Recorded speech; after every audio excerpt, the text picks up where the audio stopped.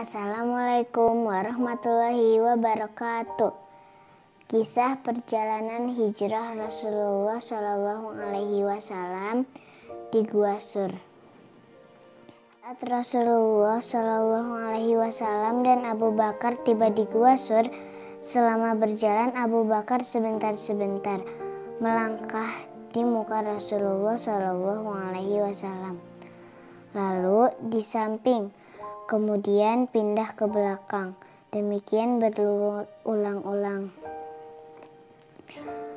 Abu Bakar, saya tidak mengerti perbuatanmu ini, ucap Rasulullah Shallallahu Alaihi Wasallam.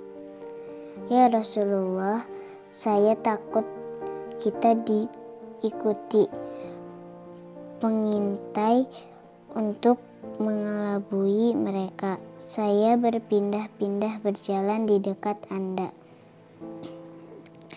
Saat itu Rasulullah berjalan dengan kaki telanjang. Padahal beliau tidak biasa berjalan tanpa alas kaki. Akibatnya kaki Rasulullah dipenuhi luka. Tiba di Gua Sur. Abu Bakar meminta Rasulullah menunggu sebentar di luar. Abu Bakar tahu Gua Sur banyak dihuni binatang-binatang liar, buas, dan berbisa seperti ular dan kalajengking. Tidak seorang manusia pun berani masuk ke dalamnya. Abu Bakar pun masuk dan membersihkan gua tanpa menghiraukan bahaya yang mengancam. Ia merobek pakaian secarik demi secarik untuk menyupai semua lubang yang terlihat. Setelah itu dengan pakaian terkoyak-koyak, ia menyingkirkan batu-batu. Mendadak seekor ular yang bersembunyi di balik bebatuan itu menggigit kakinya dengan keras. Sakit bekas gigitan itu seperti hendak meledakkan kepala. Namun Abu Bakar menahan rasa sakit itu dan terus bekerja tanpa bersuara. Setelah selesai, Rasulullah Shallallahu Alaihi Wasallam pun masuk. Demikian lelahnya beliau hingga tertidur dengan meletakkan kepala di pangkuan Abu Bakar. Saat itu rasa sakit bekas gigitan ular semakin terasa menyengat sampai air mata Abu Bakar menetes. Setitik air mata itu menetes ke muka Rasulullah Shallallahu Alaihi Wasallam. Beliau bangun dan terkejut. Mengapa engkau menangis, wahai Abu Bakar? Saya digigit ular, ya Rasulullah. Oh, mengapa tidak engkau katakan dari tadi? Saya takut membangunkan engkau. Rasulullah Shallallahu Alaihi Wasallam memeriksa luka Abu Bakar dan mengusapnya. Seketika itu juga bengkak dan rasa sakitnya lenyap. Kemudian Rasulullah Shallallahu Alaihi Wasallam bertanya, "Kemana pakaianmu?" Abu Bakar menceritakan semua yang terjadi. Rasulullah Shallallahu Alaihi Wasallam terharu.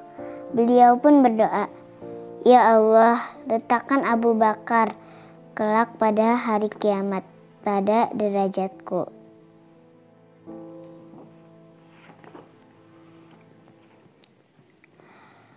Ketika mereka keluar kota dan menjajaki beberapa jalan, sang pencari jejak menemukan jejak mencurigakan. Kemudian satu kelompok pasukan berkuda mengikuti jejak itu sampai tiba di kaki Gunung Sur. Namun di situ jejak terputus. Mereka kebingungan. Kemana arah kita? Ke kanan atau ke kiri? Tanya komandan pasukan. Apakah Muhammad masuk ke dalam gua itu? Atau terus mendaki ke puncak? Aku tidak tahu, giring si pencari jejak. Namun, lewatlah seorang gembala dan mereka menanyainya.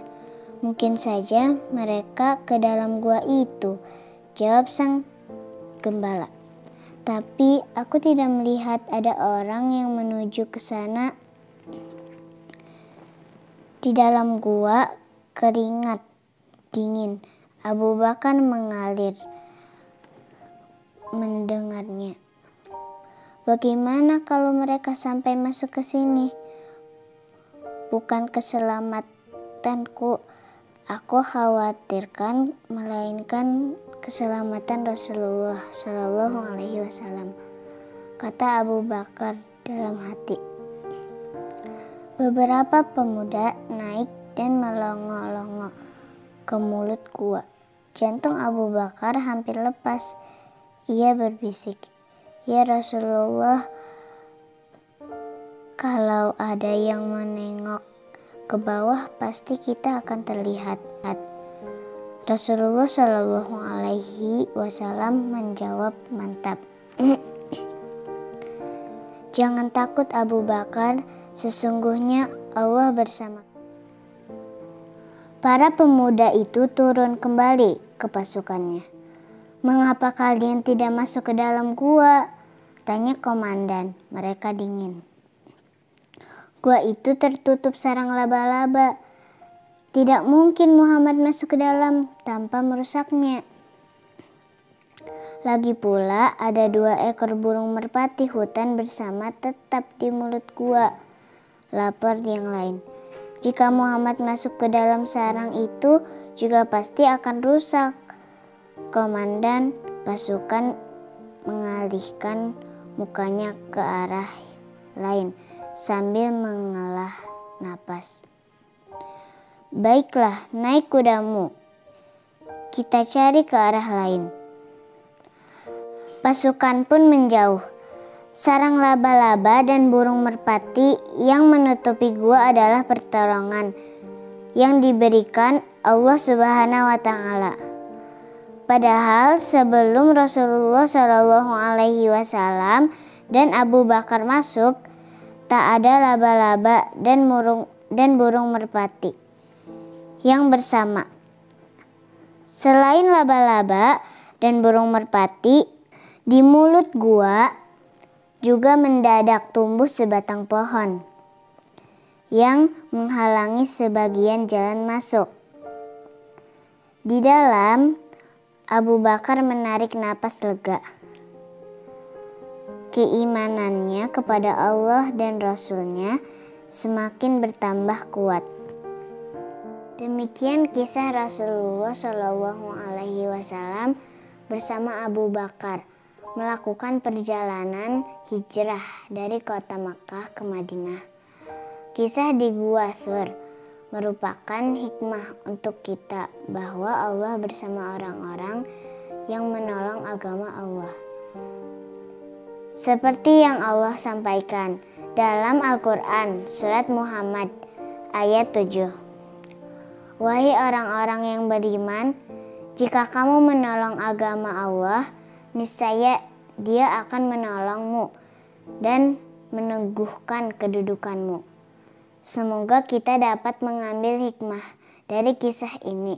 Terima kasih. Assalamualaikum warahmatullahi wabarakatuh.